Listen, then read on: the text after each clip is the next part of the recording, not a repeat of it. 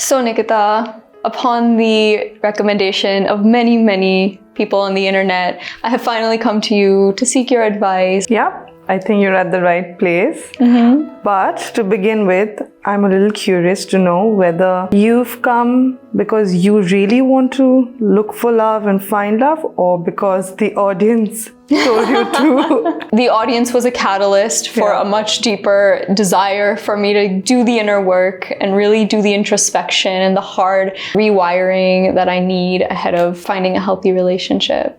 Just tell me a little bit about what are the roadblocks that you have been facing so far? I am constantly in a state of feeling like there might be something better else out there. I have this nagging feeling of like, is this right? Is this the ideal partner for me, who I see myself with long term? And then I end up getting stuck in a cycle of overthinking a little bit. And is that overthinking really helping you? I think more than anything, it holds me back from developing feelings for somebody because I'm constantly second guessing myself, and I'd rather just build up a wall between me and that person than accidentally catch feelings for the wrong person again. But you're not giving the relationship or yourself a chance to really build a connection with someone, because there are a lot of what ifs that you have in your mind. And those what ifs are something that are keeping you back at the place that you're standing at right now. So just wanted to know, what do those what ifs sound like? I have an ideal picture of what my life will look like, and I'm trying to fit in this person into the broader puzzle. The what ifs are like I'm over analyzing how things are going to unfold in the long term. All right, so I want you to think of a situation that you've been in where the date went really well, you were really getting to know the person, and they said something which gave you the ick. Where do I start? And what happened in that moment for you? He's really picky and particular about certain things, right? Like really particular about like when he eats or what he eats and when he sleeps and everything. And I'm like, you're not even a little bit flexible, you know, like you can't be spontaneous at all. And I was just like, I would want my partner to be spontaneous and, you know, flexible and do things sometimes my way as well, not always have things according to his regimented plan. Then I'm like, you're not ticking that box, I guess. And I think for me, I just have maybe too many boxes to tick. And have you shared what you feel and think about the person with the person? Never. I wonder why you hold yourself back. I think I don't want to hurt their feelings and would rather just suppress it. Don't you end up hurting the relationship by not like opening up to them about what you feel? I guess that's true. Think of the boy sitting on this chair, and the boy says, okay, I have to get up at 6 in the morning and have to go to the gym. After that, I have to take my dogs for a walk and then come back, meditate, journal, and then go to office after that, after which I have to meet my friends. And you sitting over there thinking, what do those thoughts sound like? Where do I fit in to your regimen? You have such a strict routine already. I don't see how you would be able to prioritize me when these are so much more important to you. But if you had to imagine the same person sitting on this chair and having to say the same thing to them, it would be different? I suppose I would fear that they may realize that I'm the wrong person for them. And I think the fear of rejection stops me from saying it, because at my core, like a people pleaser in some way. So I would rather accommodate other people's priorities rather than assert my own, which in the long run makes me feel like my needs go unmet. But you come across to me as someone who does find their freedom and independence to be really important. But I'm seeing and hearing this person who is saying that, yes, that's important, but also I would take into consideration what the other person wants, and that would be priority over what I want. So I wonder why that happens and where that started developing for you. Yeah, I wonder if it's a fear of rejection, honestly. The belief that you have about maybe no one's going to love me, or maybe I'm not going to be the person who they're looking for. Why do you feel that way? I mean, I think there are thousands of reasons why someone wouldn't want me that have nothing to do with me. For example, like, you know, I don't align with their values. I don't think that means there's something intrinsically wrong with me at an intellectual level. But I think at a much deeper level, almost reaffirms a deep-seated belief I have that I am not lovable, you know, or that I am not worthy of that kind of healthy love that I see other people have around me, right? As you say that out loud, how do you feel about you saying that you're not worthy of love? I mean, it's something I would like to change. I want to be able to fill my own cup so much, provide myself that validation, that love, that acceptance internally, so that I don't have to seek it from my partners anymore. So that I don't have to choose the wrong people just out of the sake of having somebody. But I don't know, I think that has to do with like working on one's self-esteem. I'm glad you have that realization that, you know, it's something that is stemming from within, and that you've been going to external sources to seek that validation and that love and that feeling of being wanted.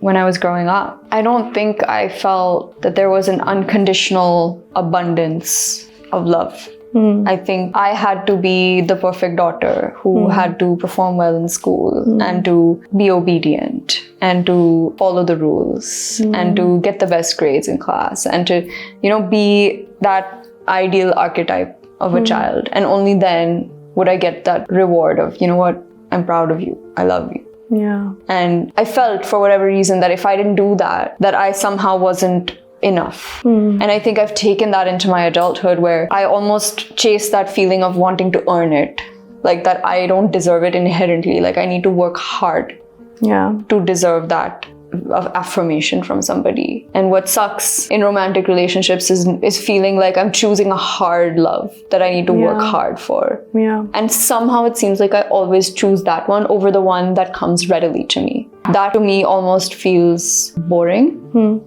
So what is exciting then? The roller coaster. Tell me more about it. The highs and lows are incredibly intoxicating of a relationship that keeps you on your toes.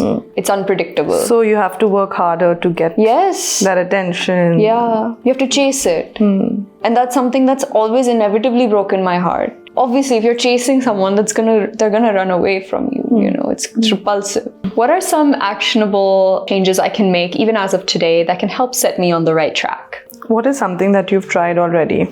I think I've tried to work on my self-confidence by engaging in hobbies that give me joy and that push my skill set, so that I can kind of prove to myself that I am capable of different things. So I've tried to work on my self-esteem in other ways in an attempt to fix this problem. I think that's like a really good strategy to use to really get that sense of validation from within. Our brain is wired in a different way and our heart wants something else. We could do a lot of therapy work and we could reflect and we could journal.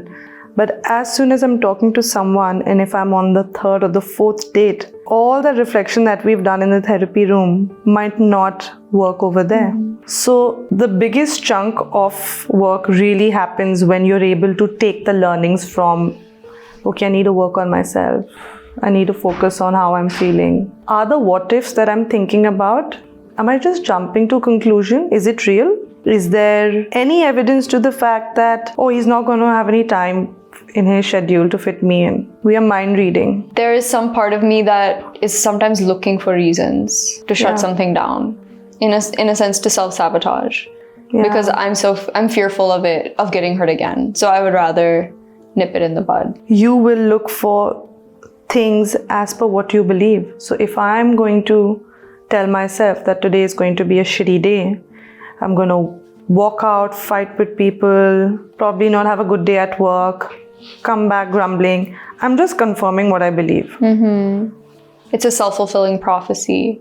Right. Do you think that there is any amount of love I can give myself that can replace romantic love? Like, I still feel I have great friends, I have great relationships, I have great family members, but there's nothing so special as that feeling of being in a romantic partnership. And that's true. That feeling that you get from someone else, it's exhilarating.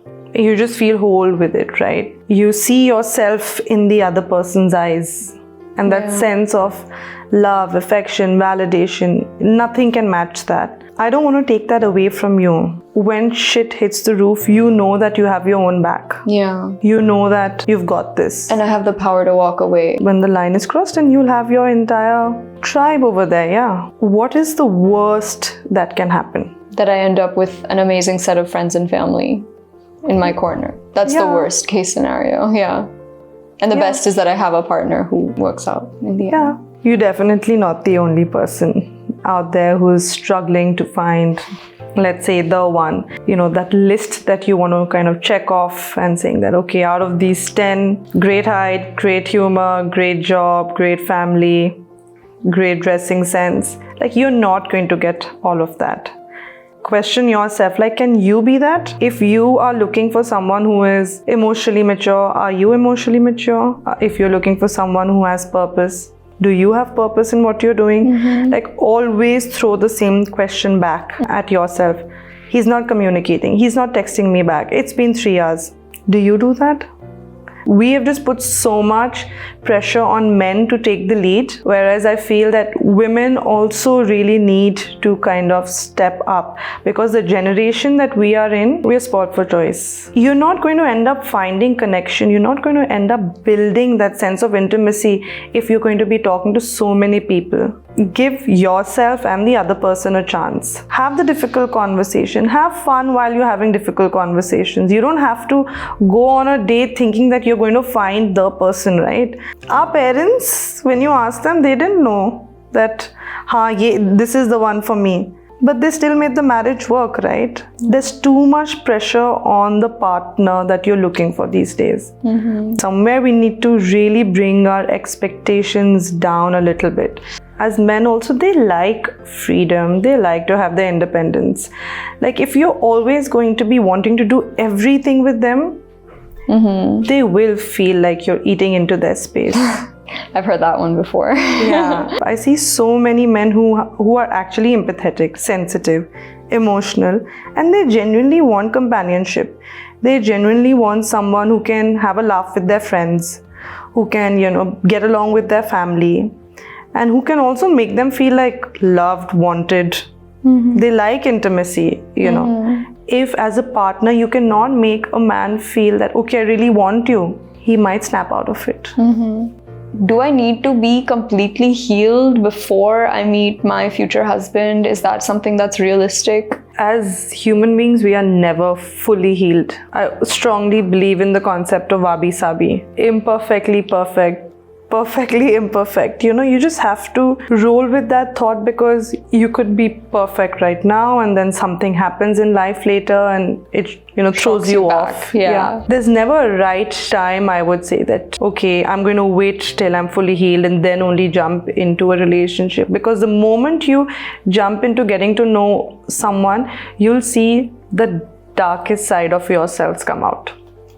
And that's where the work happens. Yeah. So you're saying majority of work happens perhaps after the relationship starts, because they're holding up a mirror. Also, you're in isolation, right? When you're not in a relationship, you're just figuring it out by yourself. Life is great. Your friends, work, you focus on yourself. And I think being single is great. There's so much work that you can do. But at the same time, being able to do that with someone else, I think that's a different ballgame altogether. Yeah. So the healing journey can also happen while you're with someone. Yeah. And that person might be coming with their own challenges. You come with your own challenges and you're like, okay, let's figure this out together.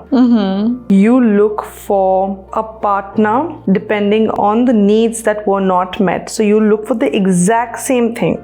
And of course, this, it will repeat itself again in the future as well. Because you're hoping that this person will see worth in me, and finally I would feel that I'm worthy of love. Right. It's almost like I'm trying to rewrite the script from childhood. That, okay, but with this a different time climax. with a different ending, but have a happy ending instead. Yeah. And you really opened up. I appreciate that. It takes courage. Thank you for having me in your office. Thank you. Thank you. I hope to see you again. I'll be back. All right. Thank you for watching another episode of Love Handle. If you enjoyed this video, do be sure to hit subscribe, share it around with your friends, and leave in the comments below what more questions do you have for our resident relationship therapist. We'll see you in the next one.